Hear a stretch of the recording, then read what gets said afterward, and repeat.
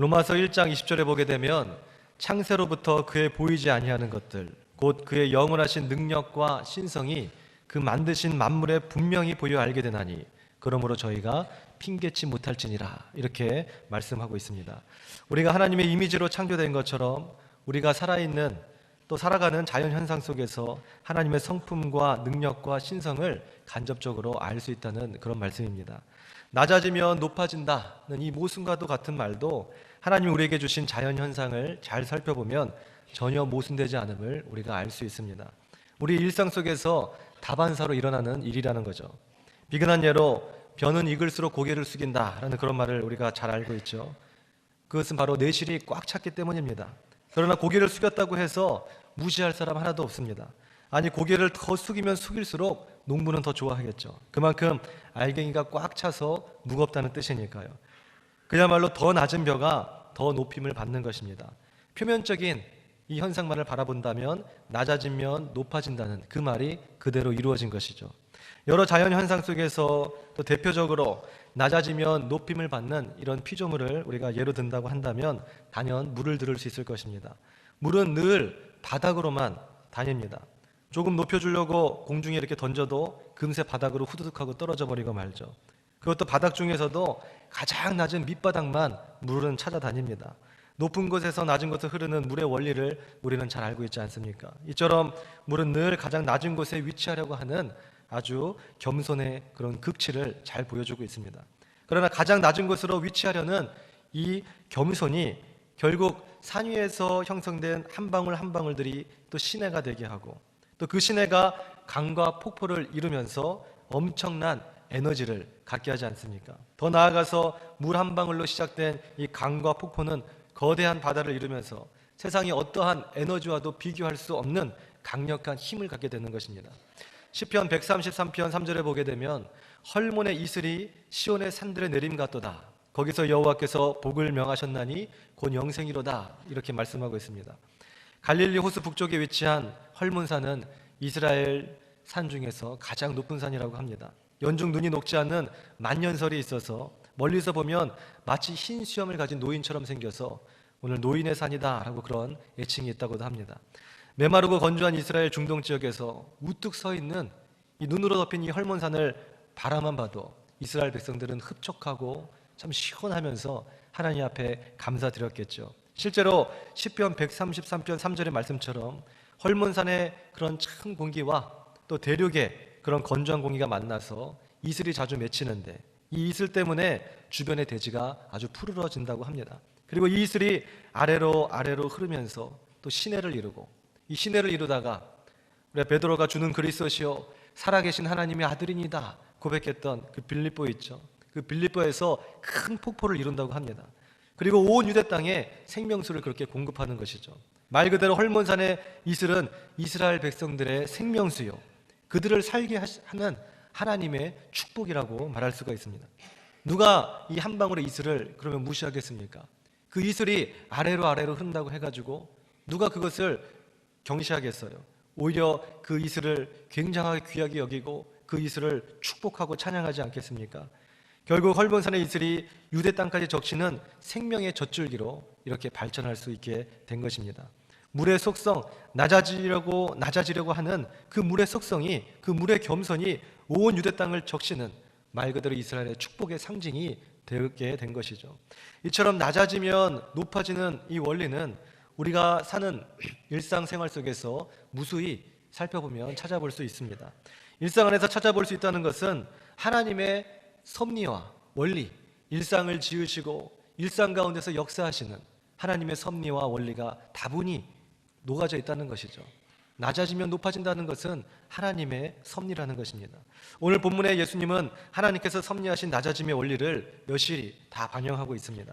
6절에 보게 되면 예수님은 근본 하나님의 본체시나 하나님과 동등됨을 취하지 아니하시고 오히려 자기를 비워 종의 형체를 가지사 사람들과 같이 되셨다라고 그렇게 기록하고 있습니다. 이는 바로 예수님의 성육신을 잘 설명하고 있는 것이죠.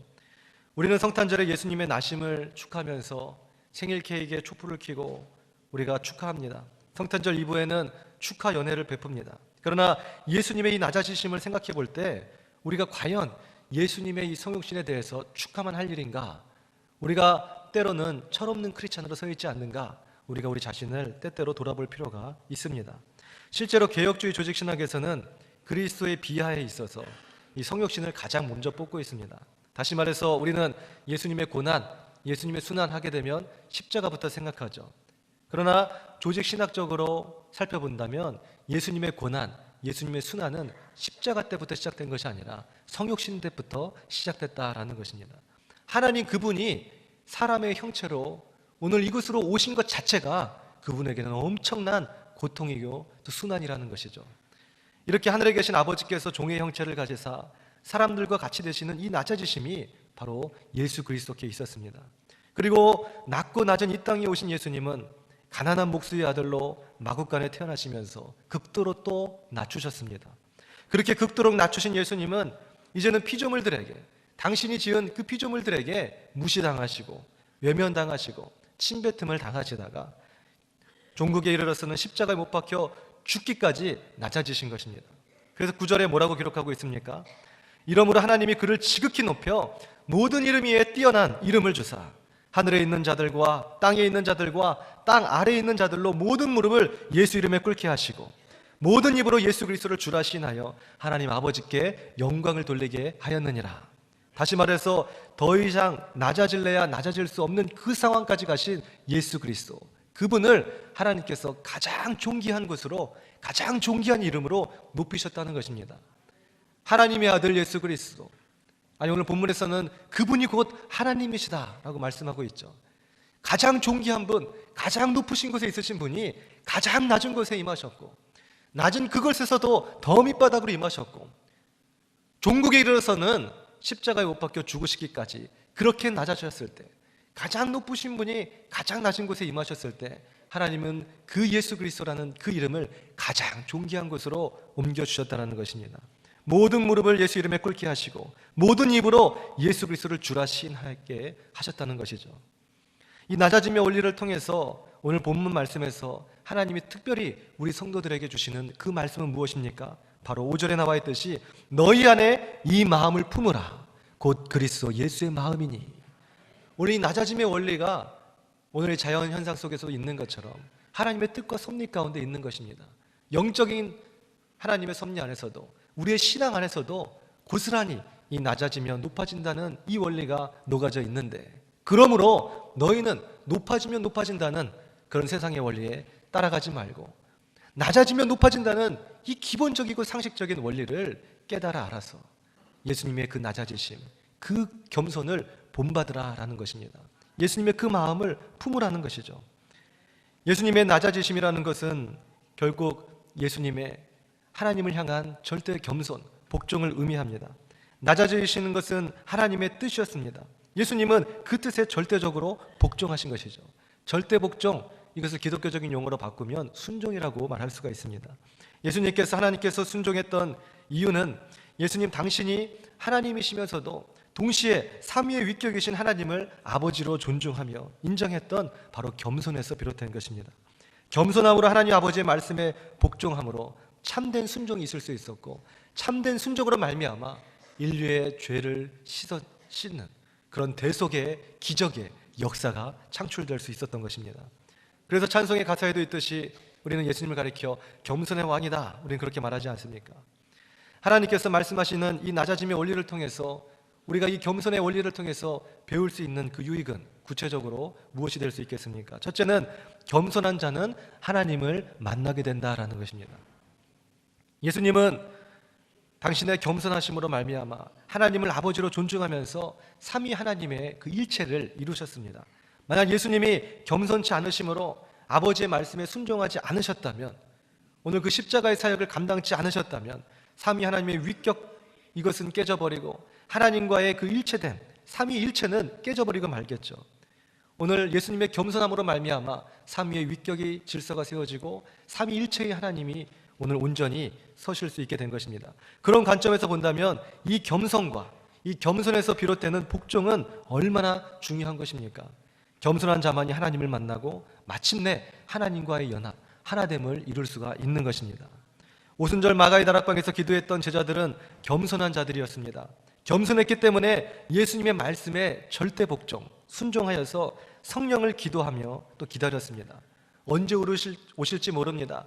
기약 없는 약속이었습니다. 그러나 그들은 묻지도 않고 따지지도 않고 하나님의 말씀이라면 절대 복종하여서 그대로 따랐다라는 것이죠. 어디서 이러한 행위가 비롯될 수 있습니까? 예수님을 왕으로 인정하고 오늘 나는 그 왕 대신 하나님을 모시는 종에 불과하다는 것을 인지하고 인정하고 믿음으로 나아갔던 그들의 겸손함이 있었기 때문입니다. 그렇기 때문에 참된 순종이 가능했고 예수님이 가라면 가고 멈춰서라면 멈춰서는 기다리라고 하니까 그렇게 바보처럼 막막할지라도 오늘 오직 예수님을 믿고 기다렸다라는 것입니다. 이것이 바로 신앙생활인 줄 믿습니다. 절대 겸손으로 하나님의 음성을 쫓아 나아가고 주께서 말씀하실 때 그 말씀에 대해서 절대 복종하고자 하는 그 자세, 그 겸손한 자세, 이것이 우리의 믿음이고 그 하나님의 말씀을 쫓아 생활하는 것이 신앙생활이라는 것입니다. 하나님이 가라면 가고 멈춰서라면 멈춰서는 것이죠. 그것이 상식에 어긋나든 우리의 경험에 어긋나는 것이든 논리적으로 맞지 않는 것이든 하나님이 말씀하시면 그대로 행하는 것입니다. 이것이 바로 우리 신앙인들의 자세라는 것입니다. 그러나 이 겸손함이, 이 순종함이 있을 때 어떻게 된다고요? 우리는 비로소 하나님을 만나고 우리는 비로소 하나님의 위대한 역사를 맛볼 수가 있다는 것입니다. 오늘 그 참된 순종, 참된 겸손, 오늘 우리 역시 마찬가지입니다. 누가 예배 드릴 수 있습니까? 예배란 영어로 워십이라고 합니다. 히브리어는 사라고 하고 헬라어는 프로스쿠네라고 하는데 이 모든 뜻은 다 경배하다라는 그런 뜻입니다. 경배란 두려움과 떨림으로 엎드려 절하는 것을 의미합니다. 누가 두려움과 떨림으로 엎드려 절할 수 있을까요? 겸손한 자가 아니면 불가능한 것입니다. 역으로 예배드리지 않는다는 것은 그것은 교만한 거라고 할 수 있겠죠. 살아계신 하나님 앞에서 엎드려 절하지 아니하고 도도하게 고개를 들고 있는 그것은 바로 교만한 거라고 말할 수 있는 것입니다. 오늘 그리고 이 자리에 나오지도 않는 것도, 하나님께 예배드리지 않는 것도, 오늘 하나님의 예배드리는 이 날을, 안식일을 무시하는 것도 모두가 다 교만한 거라고 말할 수가 있는 것입니다. 그러므로 세상에서 내가 법과 그런 질서, 사회적인 약속이 없어도 나의 도덕과 양심으로도 내가 지금껏 내가 충실하게, 성실하게 살아왔다, 그런 사람들이 많이 있죠. 내가 이렇게 법 없이 살 수 있는 사람이다. 그런데 나 같은 사람이 만약 죽어서 지옥에 간다면 나는 그런 하나님 믿지 않겠다.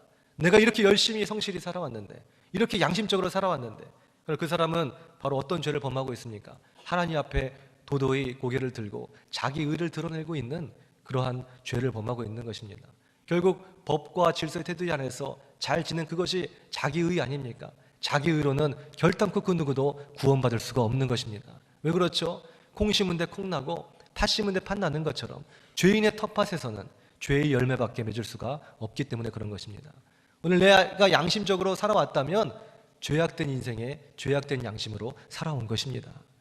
그러니 자기 의를 드러내는 사람, 하나님 앞에 겸손히 복종하지 못하고 경배하지 못하고 이 백성은 나를 위하여 지었나니 나의 찬송을 부르게 하려 함이니라. 주께서 우리의 근본 삶의 목적을 말씀해 주셨음에도 불구하고 그 모든 것들을 다 깡그리 무시해버린 채 도도하게 독불장군처럼 내 인생 내가 간다. 그 사람이 어떻게 하나님의 심판을 피할 수 있겠습니까? 오늘 한 번 죽는 것은 사람에게 정해진 것이요 그 이후에는 심판이 있다고 했는데 하나님의 심판대에 갔을 때 하나님 앞에 복종하지 않은 죄, 하나님 앞에 고개를 숙이지 않는 죄, 그 교만함에 대해서 심판을 면할 길이 없더라는 것이죠. 오늘 사회의 법과 질서와 양심이 나를 구원해 주는 것이 아니더라는 것입니다. 마찬가지로 예배 안에 포함된 기도 역시 누가 할 수 있습니까? 겸손한 자가 할 수 있는 것입니다. 오늘 하나님, 나는 가진 것 없습니다. 나는 할 수 없습니다. 나는 오늘 이 하루도 주님 없이는 살 수 없어요. 누가 주님 앞에 이렇게 기도할 수 있습니까? 바로 겸손한 자만이, 하나님을 왕으로 인정한 자만이, 창조주 나의 주님으로 인정한 자만이 그렇게 기도할 수가 있는 것입니다. 오늘 세상은 긍정적인 사고방식을 강조하죠. 긍정의 힘이니 긍정적인 사고니 이런 책과 이 많은 세미나들이 요즘에 우후죽순 많이 생겨나고 있습니다. 그러나 그것은 악한 사단의 말에 불과합니다. 핑크빛 희망을 우리가 가져서는 뭐 하겠어요? 오늘 성경은 우리가 물에 빠져 죽어가는 이와 같다, 그렇게 이야기하고 있는데, 물에 빠져 죽어가는 이가 나는 할 수 있을 거야, 잘할 수 있을 거야, 내 10년은 보장될 거야, 오늘 물이 여기까지 차와 올라오는데 그래도 괜찮겠지, 오늘 내일도 해는 동쪽에서 뜰 거야. 그런 긍정적인 생각이 자기를 구원해 줄까요? 오늘 긍정적인 생각이 나를 살리는 건 아닙니다. 막연하게 그냥 긍정적인 생각으로 모든 것이 잘 될 거라고 하는 그것은 악한 사단이 주는 생각입니다. 오늘 우리는 긍정으로 살아가는 것이 아니라 믿음으로 살아가는 줄 믿으시기 바랍니다. 죽어가는 그 인생이 지금 생각해야 할 것은 모든 것은 잘 될 것이야. 핑크빛 미래를 그냥 그리는 것이 아니라 내가 지금 죽을 수밖에 없는 연약한 존재구나. 그걸 깨닫는 것이 가장 첫 번째 해야 할 사고인 것이죠. 그리고 나서 누가 나를 이 죽어가는 물에서 건져주랴. 주위를 살펴보는 것이 두 번째 해야 될 일입니다. 그리고 누군가 생명줄을 건져준다면 어떻게 해서든지 겸손함으로 그 생명줄을 붙잡는 것, 그것이 본인이 살 길이고 그것이 핑크빛 미래가 보장되는 것입니다. 오늘 이 순간에 내가 죽을 수밖에 없는 그 존재라는 것, 연약한 존재라는 것을 인정하고 하나님 앞에 겸손히 무릎 꿇는 자가 핑크빛 미래가 보장된다, 그것입니다.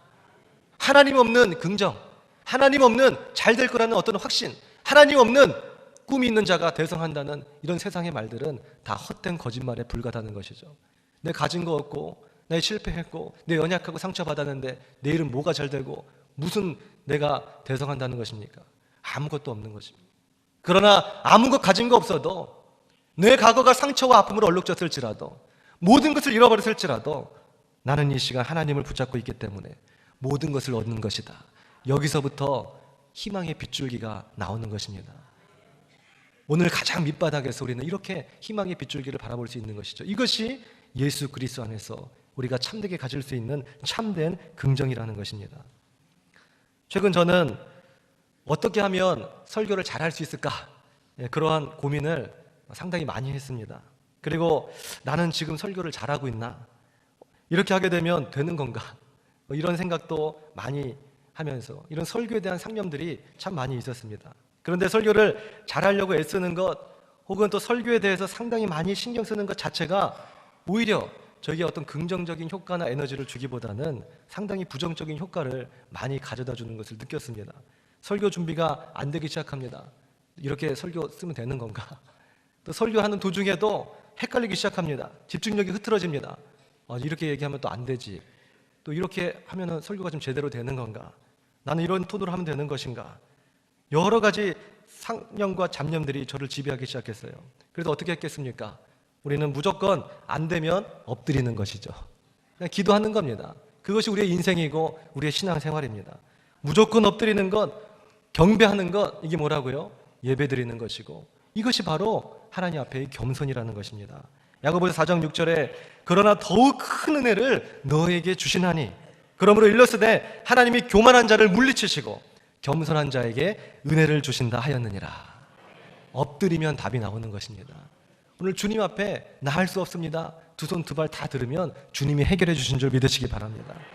겸손함으로 하나님께 무릎 꿇고 엎드려 기도했더니 마침내 하나님께서 응답해 주셨어요. 그 응답은 바로 낮아지고 낮아지며 또 낮아져라 였습니다.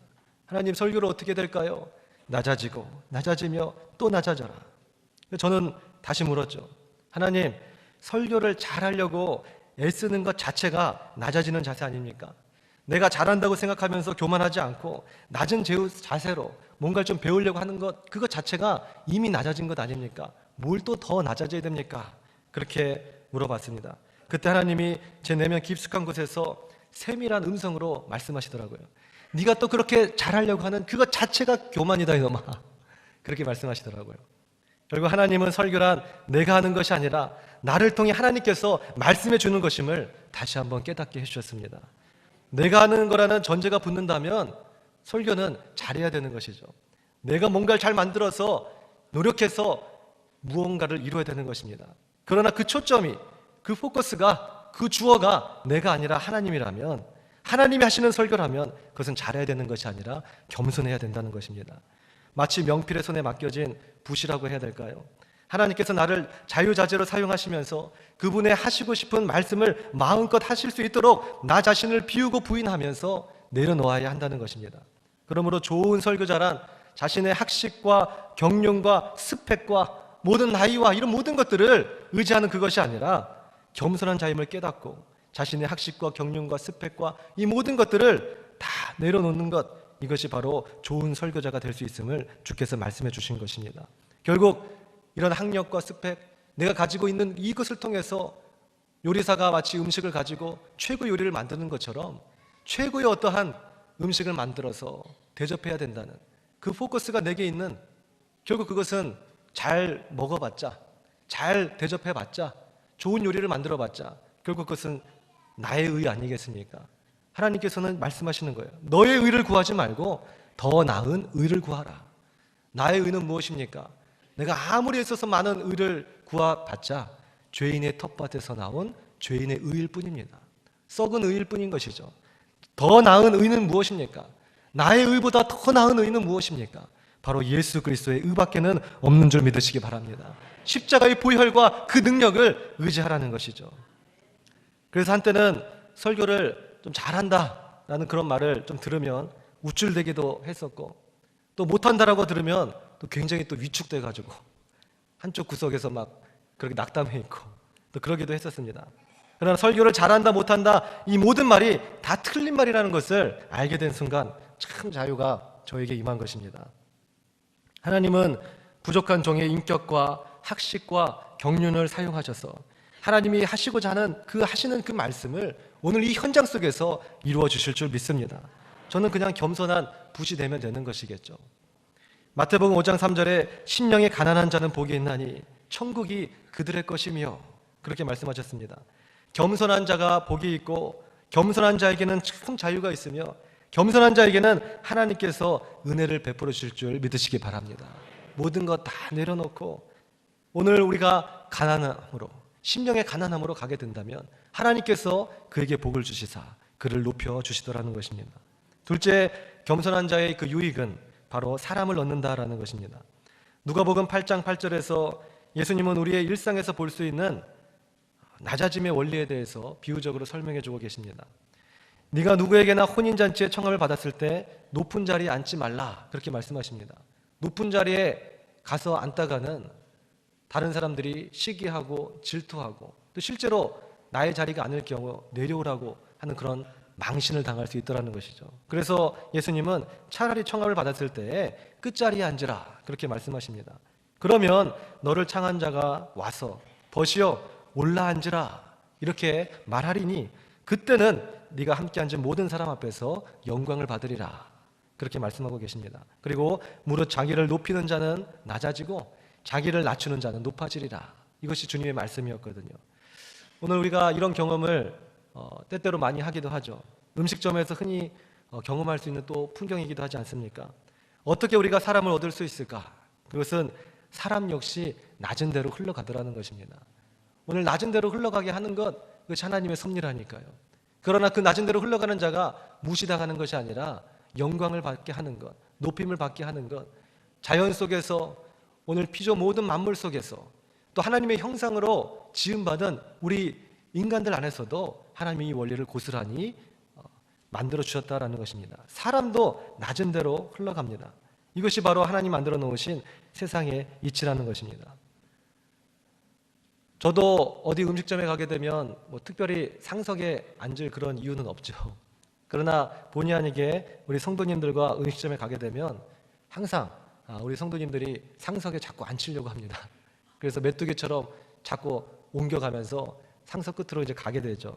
그러나 중요한 것은 뭡니까? 그곳에 가면 아무도 없다는 사실입니다. 좌우 반경 1m 내에 아무도 없어요. 그 상석에는 사람이 없습니다. 왜 그렇죠? 사람은 낮은 데로 흘러가기 때문에 그래요. 그래서 끝자리에 보게 되면 많은 분들이 계시고 거기서 맛있게 막 식사하시고 계시는 모습을 볼 수 있어요. 괜히 저를 혼자 상석에 앉혀놓고 거기서 맛있게들 식사하고 계시더라고요. 저도 그 밑으로 내려가고 싶습니다. 상석은 외로운 곳이에요. 고독한 곳이고 사람을 얻을 수 있는 것이 아닙니다. 오늘 우리가 누군가의 마음을 얻고 싶다라고 한다면 물이 아래로 흐르듯이 그 사람보다 낮아지면 되는 것입니다. 그러면 스폰지처럼 쫙 빨려오게 되는 것이고 낮아지고 낮아지는 그 사람에게 많은 사람들이 몰려들게 되는 것입니다. 앞서 하나님 앞에서 겸손하다는 것은 하나님 앞에 경배하는 것으로 나타난다고 했죠. 사람도 마찬가지입니다. 하나님께 고개를 숙이는 것이 경배라면 사람에게 고개를 숙이는 것이 인사라고 말할 수 있겠죠. 인사는 내가 너에게 복종하겠다라는 그런 뜻입니다. 이것은 겸손의 극치라고 말할 수 있겠죠. 바로 낮아지는 것입니다. 이 낮아지면 어떻게 된다고요? 사람이 흘러가는 것이에요. 그 사람의 마음을 얻을 수 있게 되더라는 것입니다. 그래서 제가 청년들에게 늘 강조하는 것이 뭐죠? 인사만 잘해도 성공한다라는 것입니다. 탁월한 인재라도 인사 안 하면 그 사람은 존경과 사랑을 받지 못하고 그 조직에서 결코 승진하지 못하더라는 것입니다. 오늘 청년들도 제가 처음 왔을 때 인사를 굉장히 안 하더라고요. 그래서 지나갔을 때 누가 안녕 하게 되면 그냥 수행하고 지나갑니다. 네가 이기나 내가 이기나 보자. 그리고 끝까지 쫓아가가지고 어깨동무하고 응 안녕 잘 있었어. 그럼 어떻게 해요? 그냥 또 계속 갑니다. 이런 크레몰린 같은 청년들도 있었는데 지금은 뭐 많이 바뀌었죠. 먼저 와서 인사하고 환하게 웃고. 오늘 그 조직 안에서도 만약에 탁월한 인재지만 인사를 안 하는 그런 청년이 있다고 한다면 오늘 그 회사에서도 결코 승진의 그 대열에 들어가지 못할 거예요. 탁월한 인재지만 저 사람을 승진시켰다가는 오늘 저 사람이 나를 밟고 가겠지. 평상시 나를 존경하지도 않고 내게 복종하지도 않고 나를 도울 자가 아닌데 저 사람을 제껴놔야겠다. 그러나 조금 덜 탁월하더라도 인사성이 밝은 사람, 그 사람은 결국 내게 복종하겠다는 그 뜻이라니까요. 오늘 그 사람의 마음을 얻은 사람은 조금 덜 탁월해도 차라리 저 사람을 내 곁에 둬야겠다. 저 사람은 나를 돕는 자이기 때문에 인사만 잘해도 오늘 그 사람들의 많은 마음을 스폰지처럼 흡수해서 얻을 수 있다는 것입니다. 결국 그 마음을 얻은 사람을 얻은 사람이 그 조직에서 탁월한 리더로 성공할 수 있게 되는 것이겠죠. 그래서 조직의 어떤 승부수, 어떤 성공으로 가는 그 첫 열쇠는 바로 인사라는 것입니다. 결론입니다. 오늘 본문의 그 11절에서는 결국 우리의 이러한 낮아짐, 하나님 앞에서의 낮아짐, 또 사람과 사람 사이에서의 그 낮아짐, 이것의 궁극적인 그런 유익은 무엇인가? 결론적으로 여호와 하나님께서 영광 받으신다, 그렇게 말씀하고 계십니다. 우리의 낮아짐, 우리가 왜 낮춰져야 될까요? 실질적인 나의 어떤 유익과 만족을 위해서 이해타산적인 낮아짐이 아니라는 것입니다. 오늘 우리의 삶의 제1의 원리는 무엇입니까? 결국 하나님께 영광이잖아요. 나의 낮아짐을 통해서 오늘 우리 주께서 영광 받아주신다는 것입니다. 내가 그 사람을 짓밟고 일어나지 않고 오히려 낮아짐으로 하나님께서 영광 받아주신다는 것이죠. 오늘 성도와 성도 사이에서도 오늘 서로의 낮아짐으로 섬기는 모습이 있을 때 우리 주님이 기뻐하시더라는 것입니다. 먼저 가서 손을 잡아주고 안아주고 안부를 물어주는 이것이, 교회 왔더니 서로 인사도 안 하고 또 우리 장로님 권사님들 도도하게 서 있고 교회가 조금 안 좋은 것 같다 라고 말하기 이전에 먼저 가서 따뜻하게 손을 잡아주는 것이죠. 나의 직분과 나의 신앙의 연륜과 상관없이 먼저 낮은 자세로 그 사람을 품어 안아주시는 것이죠. 그러면 우리가 낮아진 것 같고 무시당한 것 같지만 하나님의 원리는 무엇이라고요? 하나님은 그렇게 우리의 일상을 창조하지 않으셨습니다. 낮아졌을 때 오히려 높임을 받는 그러한 섭리를 우리에게 주셨다는 것이죠. 예수님이 제자들의 발을 씻긴 것처럼 우리 서로가 서로의 발을 씻기면서 그렇게 낮아짐으로 섬길 수 있는 그런 아름다운 교회가 될 수 있기를 주의 이름으로 축원드립니다. 다음 주는 고난주간입니다. 특별히 고난주간에는 특별 고난주간 새벽 기도회가 있죠. 겸손의 왕이셨던 예수 그리스도, 그 낮아짐의 그 원리로 그 낮아져서 십자가의 길을 가졌던 그 십자가의 도를 우리가 깊이 있게 묵상할 수 있는 시간 되기를 소망합니다. 그리고 그것을 묵상할 뿐만이 아니라 그 십자가의 길을 나도 함께 걸으면서 오늘 그 십자가의 도를 실천하며 하나님이 원하시는 그 낮아짐의 길, 하나님이 원하시는 그 예수님의 그 마음을 담고 또 닮아가며 실천할 수 있는 주님의 귀한 종들 되시기를 주의 이름으로 축원드립니다. 기도드리겠습니다.